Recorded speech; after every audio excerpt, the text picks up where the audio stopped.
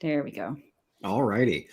Well, hi everybody out there. My name is Captain Chris. I'm coming to you today for Comic Book Curious. I'm here with Kristen, and we're going to walk you through some articles that are going to have our lovely voices all over them in the event that you don't like reading on a website, or you're listening to this as an audiobook, or maybe you're on Twitch, or maybe you're on Twitter or Instagram, or Kristen, name another thing. YouTube. That's the one. Okay, maybe you're on one of those and you're just listening to this and you want to hear us talk about cool stuff. I'm going to be today talking about my top 5 movie slashers, and I'm also going to be talking about sort of an introduction to the Friday the 13th series, which would have been really great if today was the 13th, but it is a Friday, so at least we're 50% of the way there. But we're getting into October. It's October the 1st, so it's spooky Halloween season time. And so I thought I would talk about some things that are spooky. Kristen, what are you talking about today? I'm reading my article about From Software. So I'm talking about Dark Souls and Bloodborne and Sekiro, Right. and sort of which ones I think are worth diving into. Okay, great. I'm excited about Bloodborne. That's been one I've wanted to pick up. I think I played a little Dark Souls, and I like a tough game, and I was like, this is almost too tough for me. So I'm like, I'm into that. But let's go ahead and jump in. I think we'll talk about Friday the 13th first. And I'm just going to come out and say it. Look, I get it. Scrolling through an infinite number of shows or movie projects or comics, or, I mean, oh my gosh, if you're talking about something like Doctor Who, that goes back into like the 60s. Where do you even start? And more importantly, how do you whittle down something that's dozens or hundreds or thousands of hours long into something that's a little more digestible or a good starting point? Because I know that even when someone tells me, hey, you should check this out, I'm always like, I'll get to it. Or when I'm scrolling through Netflix, come on, I mean, we've all done that. You're scrolling through Netflix and there's a whole bunch of shows you want to watch and then you just don't end up watching them. I know I've wanted to watch The Queen's Gambit and I haven't. Kristen, you got one of those? Well, I finally got around to starting Midnight Mass, but I'm only a couple episodes in. How long did that take to get to the starting points? From the time I knew about the show, it took me a couple weeks. Yeah, there we go. So it's kind of that, hey, it's that feeling of it's so overwhelming because there's so many options.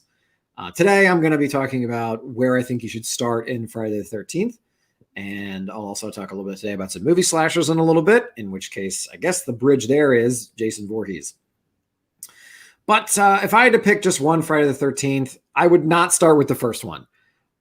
There are 12 Friday the 13th movies. I know there's not 13 Friday the 13th movies. It would have been really convenient and really awesome for this article and or YouTube Twitch broadcast if there were 13 Friday the 13ths, but there are not. It's been going since 1980. It's as old as I am, and the most recent came out in 2009. The problem is that the movies themselves have a super chaotic production schedule. For a long time, they didn't have the same actor playing Jason, so he varies in size, and even just how he walks in certain movies is very different. Most of the cast does not stick around for any of the movies. I think one character is played by at least 3 people. So, I mean, it's all over the place. Different production companies also own different movies in the production series. So it's not owned by one thing either. So it's just a giant chaotic mess. To start, I would honestly skip the first one. Yes, it's a slasher classic. Yes, it sets up this whole like, oh, people... It was one of the first real strong, low-budget slasher movies, maybe aside from Halloween, but it was killer stalks you in the woods, and there's a ton of movies that are like that, honestly, because the woods is free to film in, and if you don't have any money, that's a great place to film. I've done that. So, like, it's where I shoot my stuff is in the woods. But this was a successful one. Under $1 million, made that back at least 10 times over. But honestly, the pacing is not something that's digestible to a modern audience. If we're talking about 2021, I'm sorry, movie shot in 1979, it does not hold up very well. There is a scene where a character makes coffee and you see the entire process of how that happens. And it is excruciatingly boring. At one point in the game, some of the characters sit around and play Monopoly. Not that it like pushes the movie forward. It's not like in Reservoir Dogs where they're all sitting around the table in the beginning and you sort of learn about people's personalities through how they tip or how they don't tip, or you've got that sort of like round film, that round filming technique where you're learning about the characters while they're doing the scene. No, this is just playing Monopoly. Feel free to skip it. I'm not going to reveal the twist in that one, but the twist is well done. It's also like they cast someone in the movie. Betsy Palmer's in the movie. It's like, oh, that's where most of your money went to. Also, early Kevin Bacon. That's one of Kevin Bacon's earlier roles is in that movie as well. But honestly, that's all I have to say about the first one. It's feels long and it doesn't hold up in terms of its pace. No, yeah. Kristen, I heard a voice in the background. Is there a small child running around doing small child stuff? I see your hand going like this now, so I'm assuming that's a yes. Maybe. It's fine. We all got our lives and stuff like that. I get it. Have you seen the first one in that series? Are you familiar with this series at all? I have seen the first one, yes. Okay. Would you agree with me that maybe like let's film us playing Monopoly, which is one of the slowest board games in existence, is maybe not the most cinematically gripping thing on the planet? Oh, it's definitely not. Yeah. I can't think of many board games, though, that would do well in a film like that. I mean, at least if you're going to say like, hey, while you guys are doing this board game, other people are like, you could be saving your friends, or like, oh, we're learning about the characters. Not really. It doesn't feel like it wastes time. It just feels like it's got this kind of feeling to it. Like, come on, let's go. There's another movie that came out not too long ago called Hush that suffers from that as well, where it's kind of like, are you trying to stretch the runtime? Please don't. I would prefer the movie to be slightly shorter and more efficient than longer and like clunkier. So speaking of clunky, the second movie was rushed out the following year. It was right on the heels of the first because the first was such a success. They said, hey, throw this together, put this together in the woods and go nuts, and more Jason and more murdering in the woods and more teens. Great, fine, awesome. The problem is that it definitely feels clunky. And it's clunky in a different kind of way where we're also waiting for Jason to kill people in the woods. But this one is shot almost kind of from Jason's POV. So it's got that sort of, oh, you're looking at the characters through the leaves. Imagine my hands are leaves. You're looking through the characters through leaves or bushes or trees and things. And so it gives this idea that, oh, Jason is stalking them. It's just there are a lot of those shots. So it's kind of like, got it. Jason's stalking people in the woods. It's very clear. But the issue is that it also gives away where Jason is. And a lot of those shots take place during the day. So it doesn't feel scary because it's like a summer camp during the daytime, which is not a very scary place because you expect to be at summer camp during the day. Like, it's like, oh, so what? Every horror movie that has a carnival in it, Kristen, is it day or night at the carnival? Oh, it's night. Night. So it's a carnival is creepy and weird at night, but in the daytime you're like, yes, let's get some cotton candy and ride the tilt-a-whirl. Here's the same kind of thing. Hey, we're at the lake during the summertime. Hey, we're out there in the day. Let's go swim by the little beach by the lake, or like have a little picnic. Yeah, it's fun. So when you have Jason stalking around in that, you're just like, you're not gonna pop out now. It's not scary. It does introduce a few new movie concepts, like how Jason has mommy issues, and he stores her head in his shack, as one does. And he has a sweater that he keeps from her. Like, there's that kind of stuff, like that mythology of Jason's is originally starts there. But other than that, this one's not great. It's not bad. It's just, it's an awkward sort of teenage years movie in this part of the series. Kristen, you said you had not seen this one? I think I've only seen the first of this series. Okay. In this one, Jason has a sack on his head with just a little eye hole in it. Okay. So if you've seen that image, that's from that movie. He doesn't pick up his iconic hockey mask until the third movie, which is in 3D. And that movie is very in 3D because it was very in the era where 3D meant stuff popping at the screen. It's the era of Jaws 3, which was in 3D as well. That Jaws 3D, that does not hold up well. But in this one, you can't watch Friday the 13th in 3D unless you have a print of it in the 3D version and then shoot it or like project it onto literally a silver screen and then get the blue and red glasses. That's the only way you can see it. Otherwise, it doesn't have that effect anymore. And it doesn't feel like, for modern 3D audiences, I know that 3D was a thing like 10 years ago, and it's not really anymore. Sorry, James Cameron's Avatar. We cared about you. That's a past tense, cared. But in Avatar, there wasn't stuff like popping out at you. It's not Captain EO at Disney World where stuff was like flying at the audience. If you ever seen, did you ever seen How to Train Your Dragon? Yeah, okay. Yes. In that one, I like about that film because the flight makes you feel like you're flying, and the movie has a depth to it. Like you could reach into the world. This isn't that.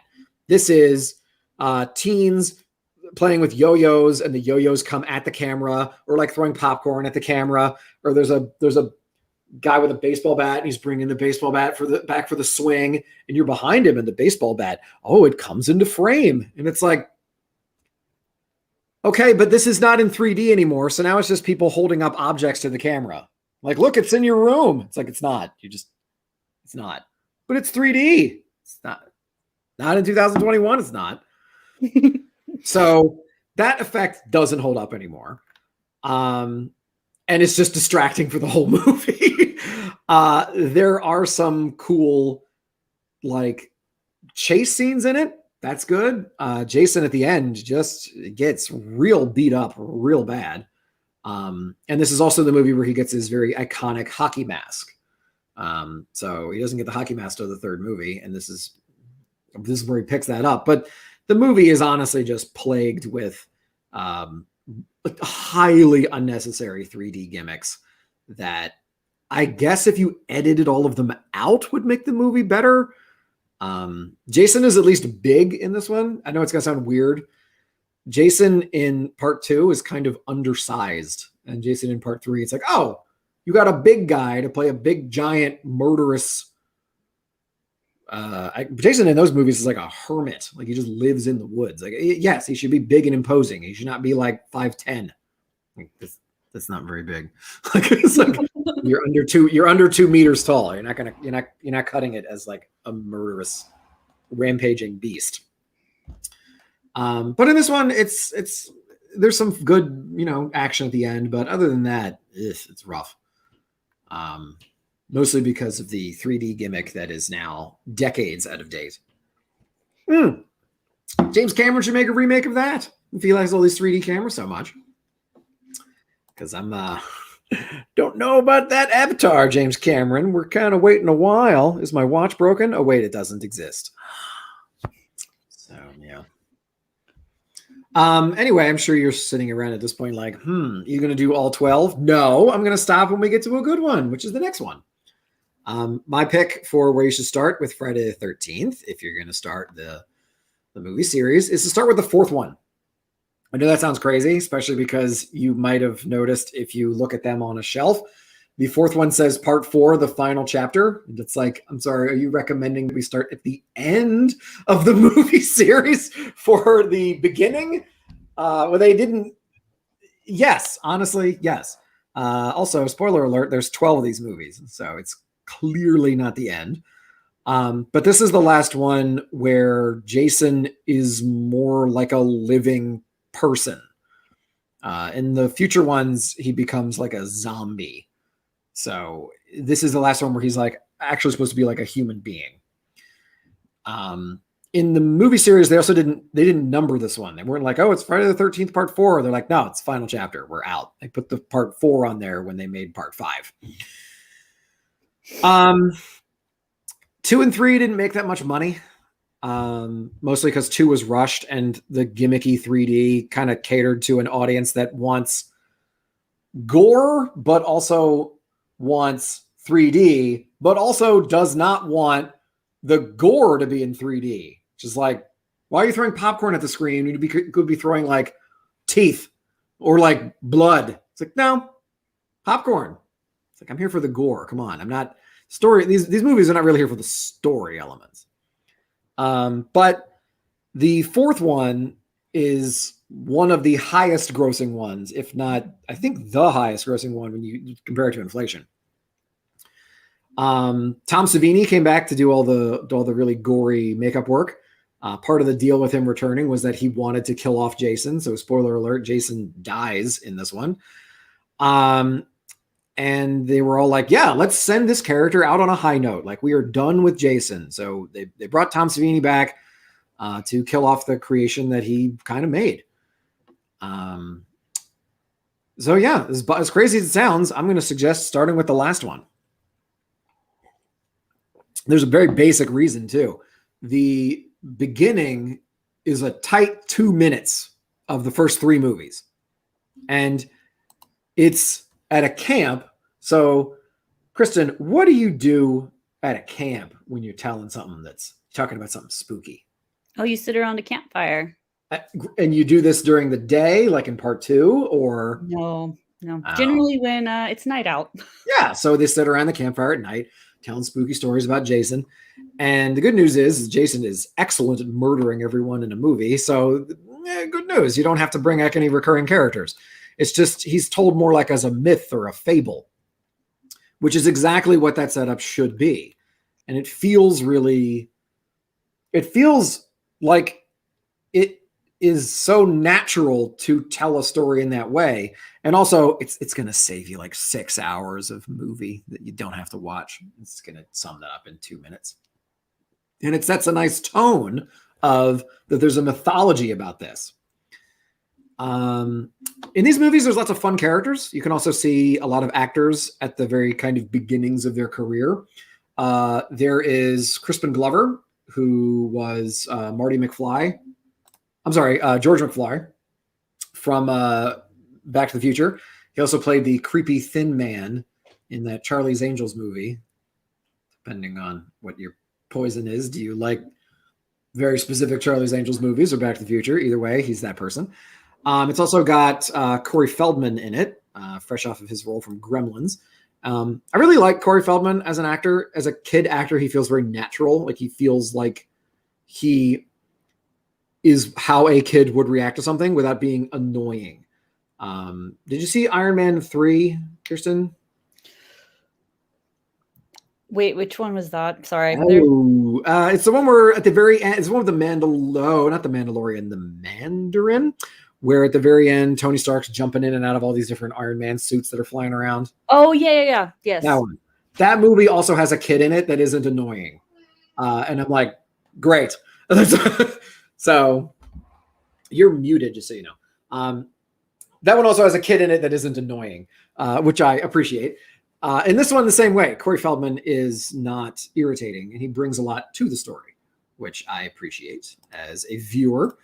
And it's got a lot of fun characters. When you watch them, you want them to succeed, and they have their own reasons for being in the movie. Some of them are at Camp Crystal Lake because they are, hey, we're going to rent a house and we're going to party and we're teenagers on summer vacation. Or one of them is, hey, we just live here. Corey Feldman just lives there with his mom and his sister and a cute dog. I think he's a golden retriever named Gordon.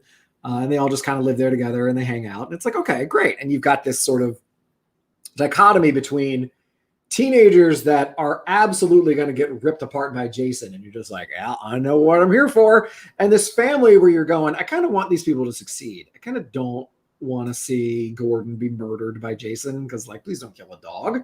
Or like, Corey Feldman, he's not annoying as a kid, so it's kind of like you don't have to kill Corey Feldman. Like I'm cool. You don't have to kill this family. The sister is also not annoying, nor is the mom. So good character building. I don't feel like, come on, like so I'm not rooting for Jason in this movie, which is a lot of what happens in some of these movies. The characters are so irritating that you're like, please kill them. So yeah, you don't really want to see these teens get murdered. And you don't, well, I guess maybe some of the teens you want to see get murdered, but you don't really want to see the family get murdered. The family also has an arc. Corey Feldman's character, I don't remember what his name is. I remember the dog's name, but not Corey Feldman's character. He's really good at making masks, and they're like, he's good at like disguises and things like that. And it's like, okay, so you have some development there, and that's going to come up later. He also has really long hair. I've got a little bit of that going on right now. And his mom's like, you got to cut your hair, da, da, da, da, da. Which eventually he does for the sake of the movie. Won't spoil the ending, but he does. And Jason is really solid in this. And these movies should rely on jump scares. And this is a good one to have that. And it's like the feeling of him stalking in part 2 or all the unnecessary 3D in part 3 pulls you out of the movie. Whereas this one, he'll just burst in and you're like, okay, got it. Like, it's like, understood. And he is frightening in this. And it feels like an actual threat. Also because there's so many people to kill that he can go through plenty of them. You got lots of creative kills in this one. Tom Savini went really out of his way to make these kills really stick in terms of how you present something. There's been excellent practical effects work on that. I would also like to point out that the guy playing Jason is an old Hollywood stuntman. He worked on the creature from the Black Lagoon from like the 50s, which does make it a little bit weird when he runs, because he definitely runs. Because by that point, he would have been well into his 50s. He runs like a 50-year-old man. So sometimes when Jason is chasing people, Jason doesn't always, only in the more recent ones does he walk like, I'm a zombie. In the early ones, he runs. And he runs like an old man who doesn't want to fall down the stairs. So it's a little bit like, when he runs, you're like, old man. Okay, you got it. You can do it, old man. He's like, I'm going to get you. But he's got his Jason mask on, so you can't tell. That doesn't take me out of it. That just makes me smile. But the way the movie is constructed, the way that it kind of wraps up the story is excellent. It made $33 million against a $2.2 million budget, making it one of the most financially profitable movies, even after inflation. The story holds up. The structure is excellent. And if you're looking for a place to start, that's where I would start. With Friday the 13th, Part 4, the final chapter. I feel like I should put that on my October to watch list. Yeah. But you can skip the other ones. I will. They sound terrible. Yes. Well,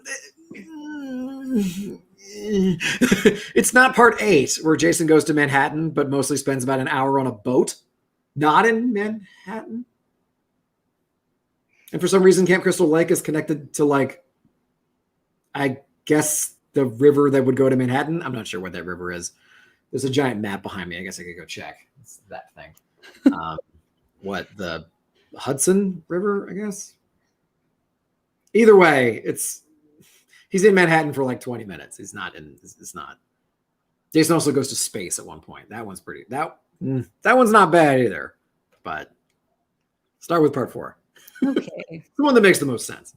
Tell us all about Bloodborne and from Software's work, because I am very curious about that, because I'm always looking for cool stuff to play. So you said that you did start Dark Souls, but you didn't finish it. I think it was like Dark Souls 1, and I realized that there was a Dark Souls 2, and I was kind of like, I bet Dark Souls 2 is going to do this better. Nope. And then, Dark Souls 2 no? Better. Oh. And that's I touch on it. Okay. We will talk about Dark Souls 2. Okay, great. The one I started with was Dark Souls 3. And after I had Max, I was laid up because I had a C-section. And so I had, like an infant and a giant scar in my stomach. And, I couldn't do much, so I was playing, and my husband had bought the game. He's like, you should try it. And I was like, okay, whatever. I'm bored. I'll give it a go. So most of me playing the game involved me holding my sleeping child while playing the game and running around the castle and, killing knights and whatnot. And I was terrible at first. Like, it's a hard game, it has a very steep learning curve. And I have figured out that the key to beating any of those games is to grind until you're so overpowered that you can tank all the hits and then still win. Sure. Okay. And my husband's like, are you sure you're doing that right? Like, are you going to parry that? And I'm like, no, I'm not going to parry this. I'm going to let it hit me, and then I'm going to hit it back. Okay. So is there a level cap? Like, will it? There's I was a recently. cap and a hard cap for all of your stats. Okay. So there's a certain point you can't get better, or like you can't grind infinitely. No, you can't. And Okay. it does, like any other game, the higher the level you get, the more souls it takes to get there. So while you can keep grinding, at some point it's going to be it's not as worth it because the returns are small and you have to grind for so long to get to that point. Sure. So you do have to have a level of skill. I'm just saying that when you're first starting, my advice would be just grind until you feel confident enough that you can take a hit or two without dying. Okay. Because most of the game is going to be you dying to whatever is there. And that's just something I've come to expect. I don't really get mad at the games anymore. I just am like, oh, okay, I guess I have to have another run now. Like, let me try to get my souls back. But if I don't, that's 50,000 souls down the drain. Whatever. I'm assuming that's a lot of souls. That's like a mid amount, I would say. Oh, okay. Yeah, well, like, of course, at the very beginning, you're only getting like a very small amount of souls per each kill, but you need like 1,000 to level up, and then at the end, you need like 100,000+ to get your level, and it's like, well, do I really need to put any more into strength or vitality or whatever? Right. But you're right. There's the 3 Dark Souls games, but that's not what started the series. The first one, of course, was Demon Souls, which was recently remade for PlayStation 5. Right. And Demon Souls has harder worlds, like world tendency, and that has a lot more difficulty to it. But on the whole, the bosses are easier. Okay. So if you don't like fighting super hard bosses, that's a good one to start with, because you'll be able to make it through the levels with very little. Okay, so the levels will have like dragons and, things that come out of the sky that you can't kill. So they'll be there every time. So that'll make it fun. But yeah, you'll get to the bosses and be able to take them out and have a fresh save point to go from. Whereas with Dark Souls 3, I would say the bosses are a little bit harder, but the worlds are a little bit easier to make it through. Okay. And again, that could just be my opinion, but I would say that each one of the games has its own challenges. So if you start with Dark Souls 1, you have to run everywhere until you get to an Orlando and get a special ring that allows you to warp from bonfire to bonfire. You have to travel the entire map.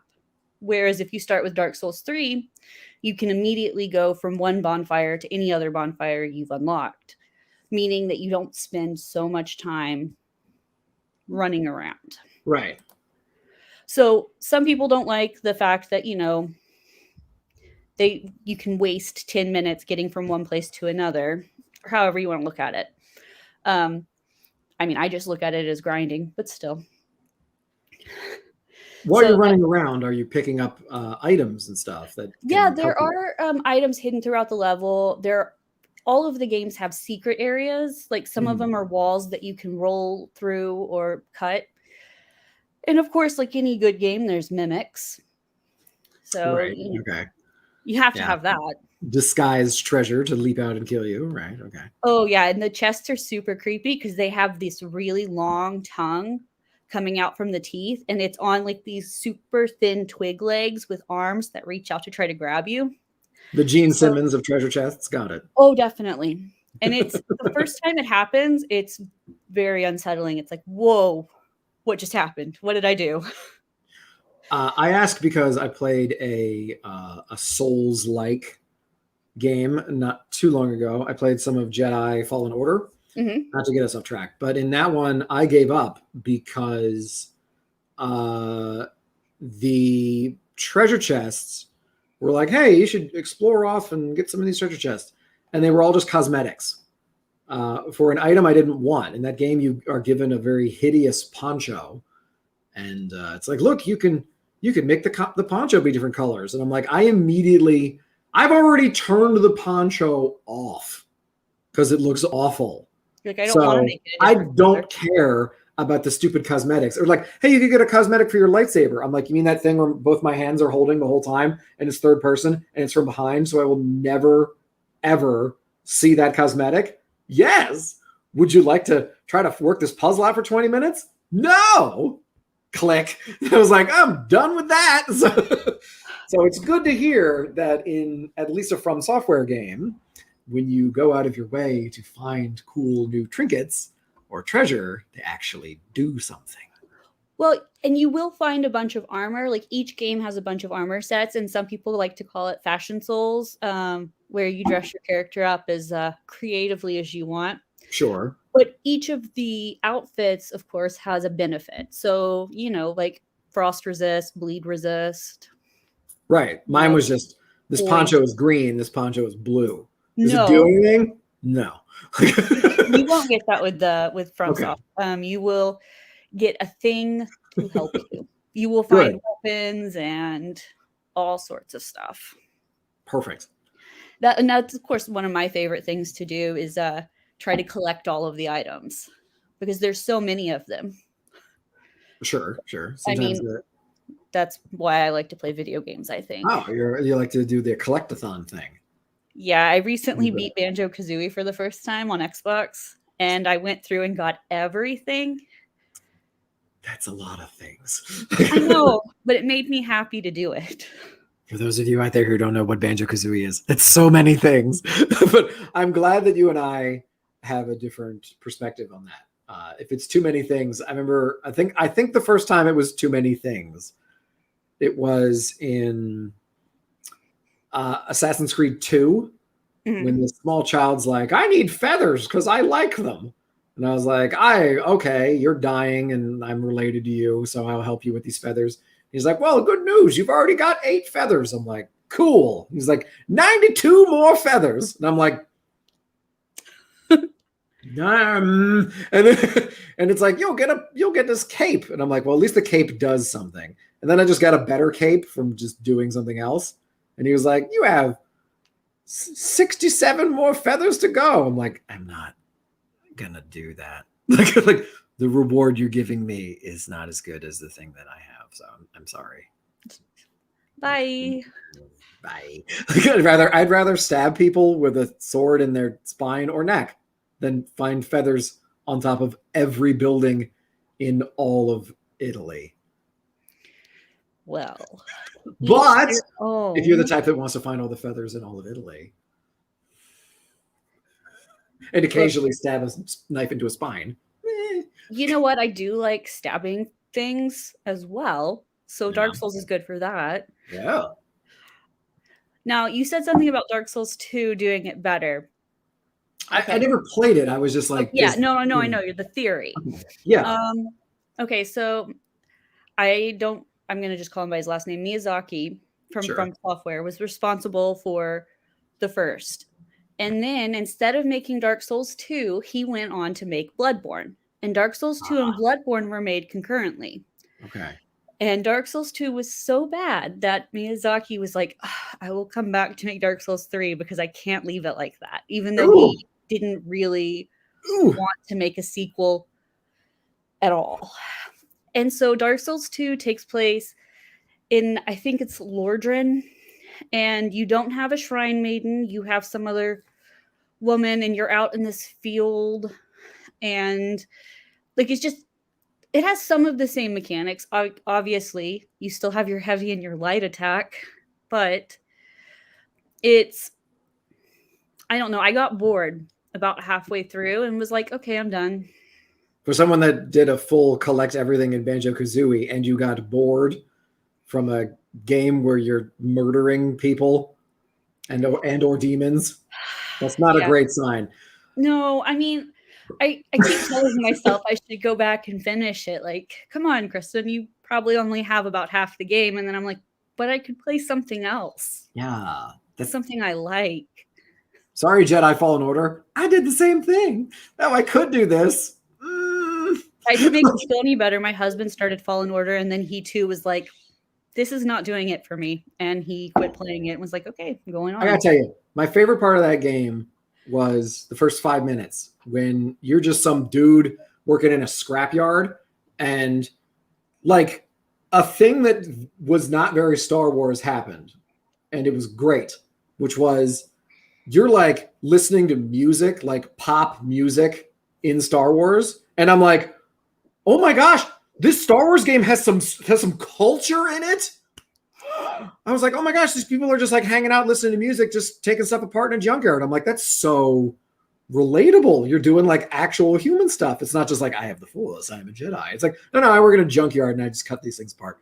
And I'm like, oh, yay, I'm going to be into this. And it was like, collect all these things. And I was like, and then I very missed a jump, but it was near a cutscene.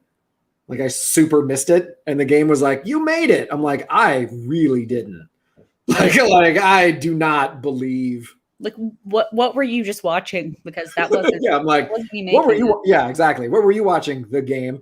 I think I actually have a clip of that. I'll see if I can find it and I'll send it to you. I'm just like, oh great. I missed. What are you talking? Is this cue to keep going? Well, then what do you need me for? This is just a movie at this point. Yeah, exactly. Do I actually have to do anything? Okay, so a game that I heard had a lot of acclaim was Bloodborne. Yes, and that's the one when you were like, hey, we're going to talk about something. I'm like, I'm ready for my main course, which to me is going to be Bloodborne. So please. Bloodborne to me is if Victorian England and H.P. Lovecraft and maybe even Bram Stoker, because there's some monsters in there. If they all had a really creepy baby and it's Bloodborne and you get to go around shooting things and hitting things because you have what are called trick weapons. So you carry a gun in your left hand and in your right, you have a cleaver or a tonitrus or a scythe. What is a tonitrus?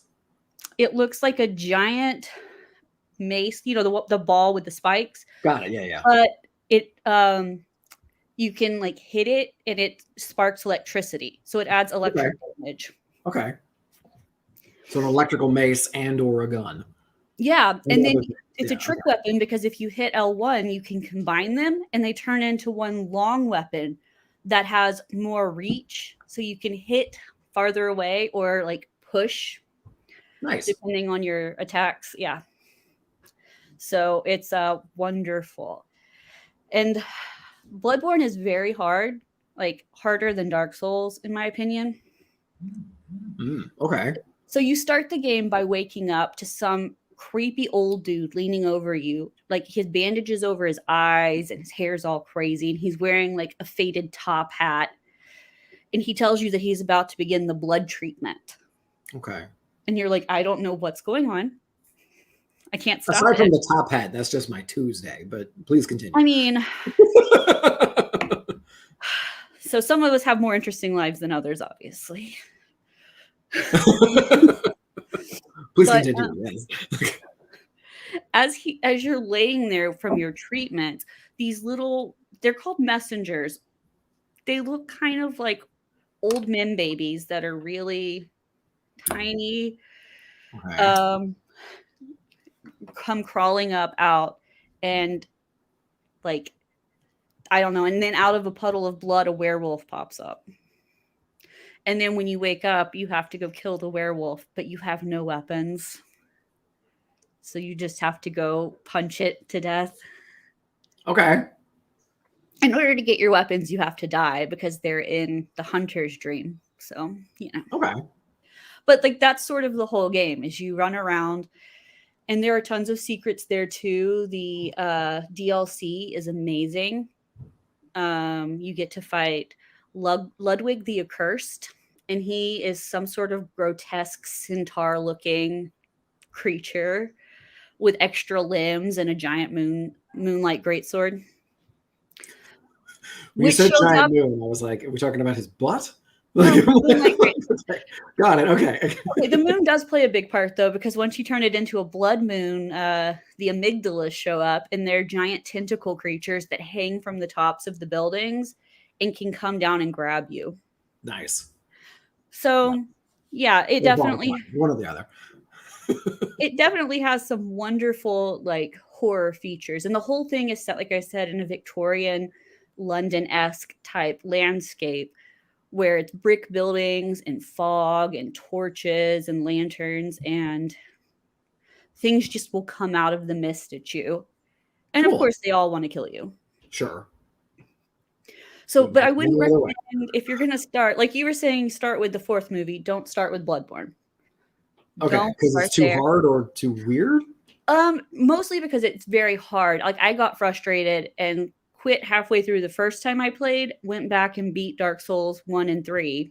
Okay. And then I came back and beat Bloodborne because it Okay. seems like the Dark Souls games help prepare you for what you need to do in Bloodborne. You got to be forged in souls before you Yes, can you steep need yourself souls, in and blood. then you get the blood. Right. Yeah. Okay. That sounds cool.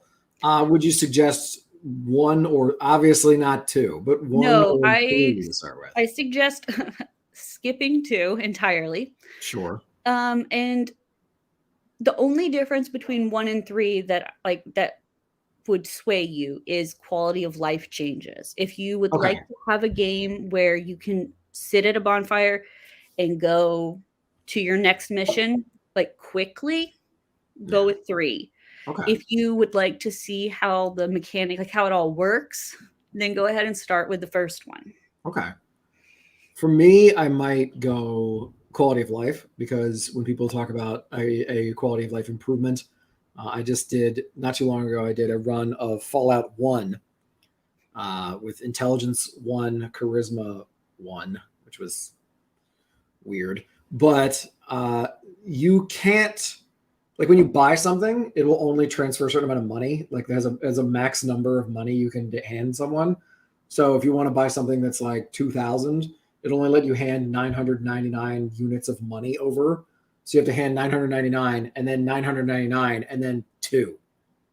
And it's like, what are you doing? Like, just let me type the number in there. Like, why would you program? I don't know. So it's, for me, I look at quality of life as, why would you have programmed it like this in the first place? Like, what are you doing? Yeah. So, definitely. So for okay. someone who would rather that, then my recommendation is Dark Souls 3 is the way to go. Okay. I'll have to check that one out. It has all of the fun of Dark Souls 1, but some ease. Some things have been made a little bit more convenient. So you're selling me on it's more fun and it's less of a pain in the neck. Exactly. Well, then that's where I'm at. So the last game I mentioned in my paper was Sekiro, which also won a bunch of awards. It's also a From Software game, although... Is that Shadows Die Twice game? Yes. Okay. I've heard of that. Okay, now I've heard of that one. I got you. Okay. Yeah. Yes, it did really well. I haven't beat it because it is also very, very hard. Okay. I've seen people rage quit from playing it many times. It is a FromSoft game. Okay. But I would put it sort of between Bloodborne and Dark Souls 2. Like, if you want... Wasn't that your whole range? There's... Yes. Okay. I mean, it's hard like Bloodborne, and the story seems fine, and I like the graphics, but the way you level up is different, and there are definite caps. Like, you can't grind and get overpowered for a certain boss. Like, it just won't let you do it. Okay. Which, to me, is frustrating, because that's not how I play my games. Right. So there, that's where I stand on that. I will probably not beat Sekiro, but if I ever do, I'll stream it on Twitch so people can watch me get mad at a video game. Cool. Well, I'm very aware of getting mad at video games sometimes on Twitch. I did an only use explosives play of Fallout New Vegas, which was so explosions are big, and your squishy meat body on hard, you throw like 3 grenades and 2/3 of your life is gone. Like you might have killed some enemies, but you're like, oh no, I've blown both my arms off. So it's like, well, this is no good. So very frustrating in a sort of like, what's killable? And if someone just runs over to you with like a baseball bat, you're like, oh, darn it. It's like, I'll never kill you because I'll never be out of the explosion radius. I'll just have to keep running away forever. Yeah, it's a lot of me like running away from someone and trying to like throw a grenade so it like banks off a wall and then like goes behind me. I'm like, if I could just punch this guy, it'd be better, but nope. I like setting sometimes artificial challenges for no. Yeah, I think I'm gonna do Bloodborne again because I've only done one of the 3 endings, so I have to complete the whole thing. The set. Yeah. The set. So I'll be streaming that, I think, over the month of October. Cool. I'm also going to be streaming some spookier games over October. I've also been playing games on my exercise bike, which is always apparently entertaining because it's a lot of like, at a certain point, it's like, I hear you're tired. I'm like, yes. Like, it's like, and my brain sometimes doesn't work good when I've biked 15 miles. It's like, oh, that was a dumb decision. I'm going to die now. It's like, I should definitely not be pedaling this fast right now. Yeah. Although when I play the spooky games, my stupid reptile brain is like, come on, legs, you're going to get away from that monster. And it's like, this is not making me run any faster. My brain's like, I don't believe you. So I'm like, oh, great, fine. So I've been doing stuff like the Friday the 13th game on Twitch. Also, that one does not require a lot of like math. Some games I play are like, you're going to deal this much damage, but you got to block this much because the enemy's going to deal this other thing. And I'm like, well, okay, what is that? And it's like, I'm sweating into my eyes trying to read like tiny numbers on a TV. Yeah, I saw you yesterday and you were like, I should have blocked more. Whatever. Yeah, I was like, no, that's what you're saying. Yeah. I was like, oops. Oh, that wasn't question marks. It was a 27 health hit. And I only have 70 health. So that's a third. Yeah. Anyway, if you want to do one more article, I can talk about some movie slashers. Yeah, let's do that. Okay, let's do it. I wrote an article for Comic Book Curious not too long ago about my picks for my top 5 movie slashers, which are, some of them are a little bit unconventional in terms of, are you defining this as a slasher? I'm more looking at it like a genre piece. I'm a big fan of a tone, which is how a movie feels, or how, or like what kinds of things make a good slasher in that movie world. So for me, a lot of it is more like how the movie makes me feel more than like, oh, you have to include all these tropes in it. So that's what I'm going to be jumping into. My first one's Jason Voorhees from the Friday the 13th series. Just talked about that a whole bunch, but I do want to talk about Jason Voorhees because his movies, the tone is always like you're on vacation. And when you're on vacation, especially summer vacation, school's out, oh my gosh, go to the lake, make out with somebody cute. What? And now it's like, oh, no, there's an axe in your skull. Or like, oh, no, you got stuffed into a sleeping bag and bashed against a tree a couple of times.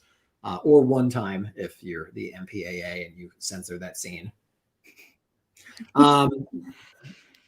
Anyway, so in that one, I what I like about Jason as a slasher killer is that he is a jump scare kind of slasher killer who also just doesn't care most of the time if you're trying to kill him right back.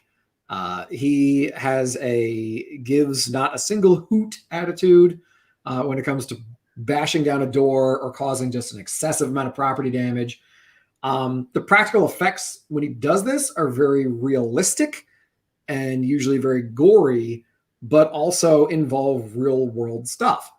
And it's a lot, it elevates it over that killer in the woods kind of vibe, because it's not like he has a signature weapon. Oftentimes he's associated with a machete, but he only really has that machete in like one of the movies. He sometimes will have like a pickaxe, or like a pair of gardening shears, or like, you know, all kinds of crazy stuff, or just his bare hands. So he's not confined to, I have to kill you with one object, which allows for there to be more creativity. Geez, in one movie, he just crushes a guy's head with a belt. So it's like, fine, there's plenty of ways that Jason will kill a person, which is kind of what you're watching the movie for, because you're not usually watching it for like, hope all these teens survive. It's like, no. Aside from maybe the fourth one, no, a lot of them are annoying. Which is also kind of stands out because the budget is so low that a lot of these practical effects, since they are done with just household objects, feel very visceral. It's brutal. It's effective. It's oftentimes can be like a really quick kill, especially when it's kind of a jump out kind of a thing. And it has a weight to it. And Jason as a character has a weight to it when he's doing his murdering. So yeah, I'm a big fan of that one. My second one on my list, I went with the Xenomorph from Alien, which is shot the same year that 1979, same year that Friday the 13th was shot. And instead of a disgruntled camp counselor in the woods, it is a disgruntled, hellish alien beast in a spaceship. But it's like, fine. It's the same kind of like you're stalked by a creature. Unlike Jason, where you kind of know what you're going to get. It's a guy. Like, until Jason is a zombie, but then he's just a zombie guy. It's like, it's not a zombie horse or like a zombie centaur. Like, no, it's a zombie guy. He still has to climb up ladders and things. I mean, or like he has to, like, he can't phase through the wall or something. Like, you know what you're going to get with Jason. With the Xenomorph, especially in the first one, you have no idea what this thing's going to do. It starts as an egg, and then it's a face hugger, and then it's this 10-foot tall monstrosity. It is always changing. And I like that its biology is the variable, kind of like Jason has the variable of what is Jason going to use to kill you. The Xenomorph is, what is the Xenomorph going to even be the next time we see it? And I like, there's a quote from the movie that I'm going to throw in here, which is just, perfect organism, a survivor, unclouded by conscience, remorse, or delusions of morality. Its scariness is from it being so alien, which is what I like. And you're trapped on a spaceship with this thing, and it's like, who knows what it's going to do? A lot of times when they find somebody that's been attacked by the alien, there's no blood, there's just nothing. You're just hauled off like a bag of meat to be cocooned in something. Or who knows? It's that unknown of what this thing is and what it's going to do. Especially in that first movie. I would like to say that I've had quite enough of everyone dissecting the alien's life cycle, and we know everything about it. I'm looking at you, Alien Covenant. Like, I get it. Like, we know what the aliens is now. You need to do something different. That was what made it scary, that we didn't know what it was. I know everything about it now. Also, please do not shoot it in the daytime, like in the sun. It's like seeing the alien in a Target parking lot, like at 2:00 in the afternoon, or like at the beach. Like this, no, this doesn't work. It doesn't work. But in that first one, it's a dark, looming, claustrophobic spaceship, and you're trapped in here with this thing. So. I'm assuming you've seen both those movies, Alien. Well, obviously, Friday the 13th, you said you saw the first one, but yes, but I have seen the first Alien as well. Good. Spoiler alert, by the way. No, Spoiler alert for some of these movies. So if you have a problem with that, you should have turned this off 54 minutes and 28 seconds ago. I'm just going to end it now. I'm just kidding. Oh, okay. The next one I was really hesitant about. It took me a while to put this one on here. It's Michael Myers. I didn't want to put Michael Myers on this list, mostly because I don't think he is necessarily a great slasher villain. But then I went and watched the first movie again, which is okay. But what I liked in that first movie is that everyone refers to him as a monster and that he doesn't have a plan. Like Jason is there because there's a lake and he's like haunting it. He's like, originally he's like a hermit and he's just like a vengeful zombie that is cursed to haunt a lake. Fine. In the Alien one, it's more of like a biological process or like you're not meant to understand it. The Michael Myers one, it's just a dude in a mask, a blank spray painted white William Shatner mask. And you don't know what's going on with that. You don't know I just called him a thing. You don't know this person's motive. He doesn't have a face or a plan.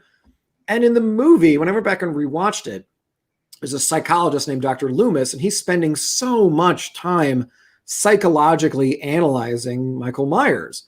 And this never, ever works.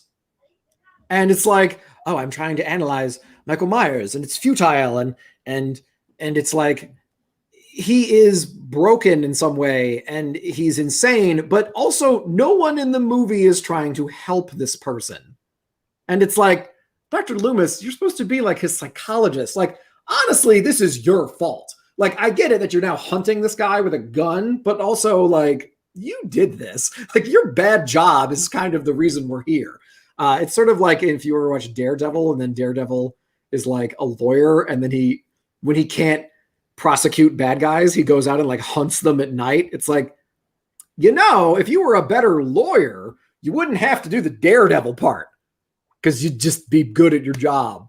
So it's a little bit of that kind of feeling where I'm kind of like, I don't know if I necessarily blame Michael Myers, but it's easier in the movie to label him as evil. And it feels weird to watch a movie where the villain is so villainized by the heroes that I'm kind of like, is he though? Like, I'm like, he's definitely bad because he killed people, but I'm kind of like, he's not a supernatural horror. He's just, or some sort of like space monster. He's just a broken person. And the movie is about how does a family deal with someone in your family that is broken, somebody that has a mental illness, somebody that has been shattered and twisted like this. And I think that's part of the thing that made me kind of creeped out because I don't know about you, but I have mental illness in my immediate family member. I have a family member that has that. And it's kind of like, now that's hitting home a lot harder. And It's a lot easier to label that person as unfixable or as insane or monstrous than it is to try to help. And Michael's been pushed so far away that like, well, now he's just going to be the thing that you're saying he is. So it's not your fault, but you didn't help. Nobody helped. And now he's chasing Laurie Strode around in a house with a knife. Like, got it. He's a wonderful slasher because it's the monster because it was someone at your family reunion that just snapped. And I'm like, yeah, that's a good fear. And that's a good slasher now. Yeah. Yeah.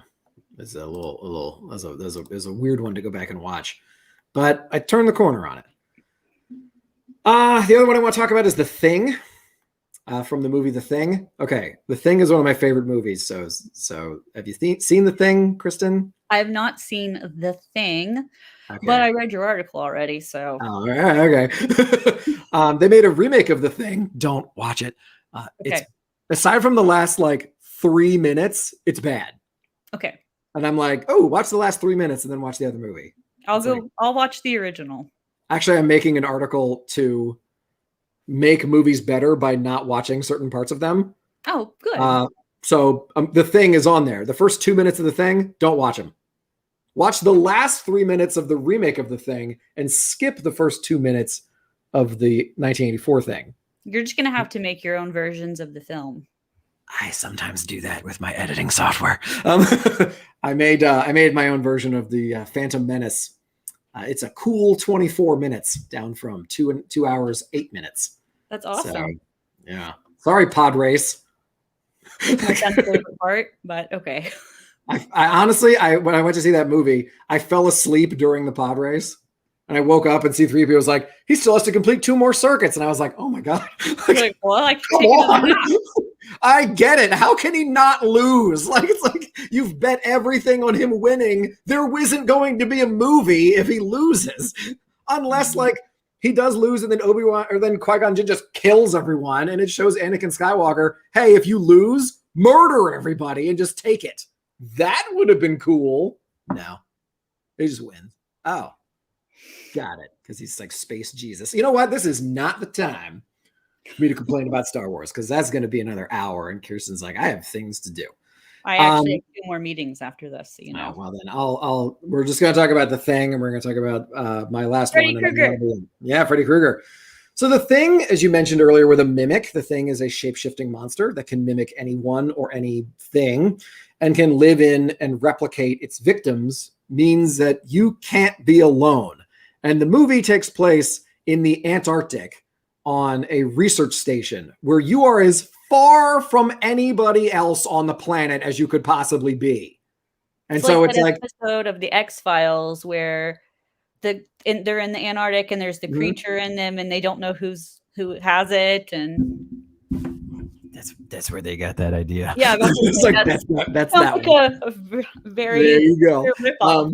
There, Yes, I've seen that. To be honest, The Thing did very poorly at the box office. It came out the same week as E.T., and people were like, "Oh, friendly alien," and they're like, "No, not that." Like, nope, the other one.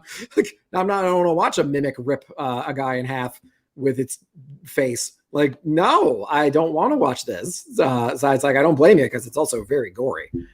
But it's like it is essentially almost unkillable. We never know its true form. We never know who is or isn't a thing or when they're taken over by the thing. And people just reach a breaking point and get to a nobody trusts each other. And it's just that sort of insidious horror. And then they learn that the thing can take you over on like a cellular level. So there's one guy who's just like, I don't think we should be preparing meals in like the kitchen.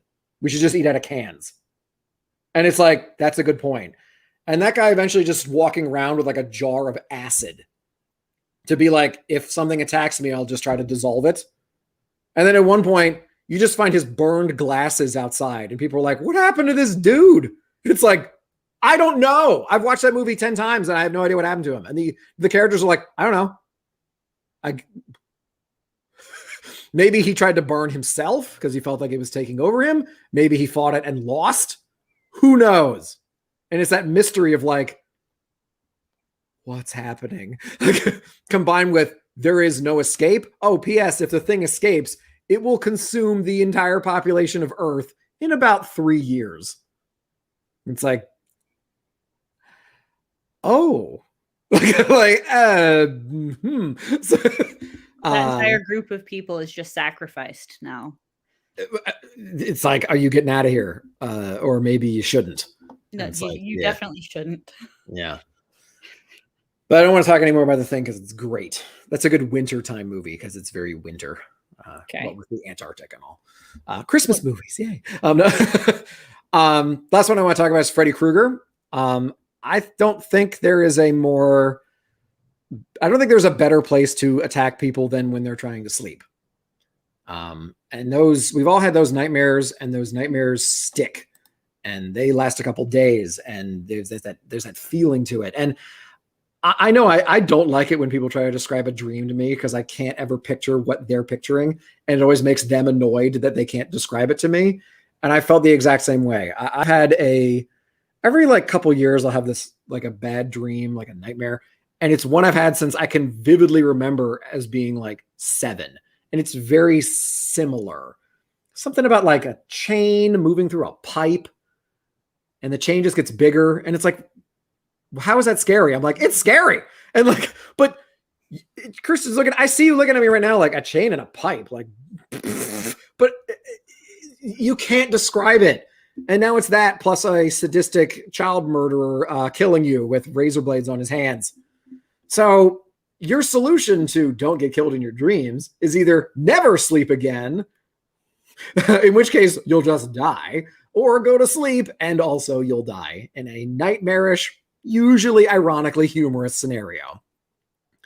Freddy is also not usually a quick murdering you. Aside from in the first one, he's usually pretty quick. And in the second one, aside from that one kid, he's pretty quick. But he kind of takes his time, which is even just more insidious because he's into it. Jason doesn't take his time.